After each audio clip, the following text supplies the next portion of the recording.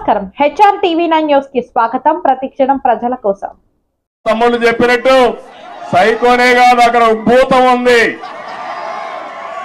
నేను ఎవరిని రమ్మని అడిగితే వాళ్ళు అంటున్నారు మీరు బాగానే ఉంది, మీ మీద మాకు నమ్మకం ఉంది, మీకు ట్రాక్ రికార్డు ఉంది, కానీ మీ రాష్ట్రంలో ఒక భూతం ఉంది. ఒకవేళ వస్తే మళ్ళీ మీ ప్రజలు ఎప్పుడైనా ఆలోచిస్తే మళ్ళా ఆ భూతం ముందుకు వస్తే మేమేమవుతామని అడిగే పరిస్థితికి వస్తున్నారు. నేను చెప్పాను ఆ భూతాన్ని పూర్తిగా భూస్థాపితం చేసే బాధ్యత తీసుకుంటాం. రాష్ట్ర ప్రయోజనాలే ధ్యేయంగా పనిచేస్తాం.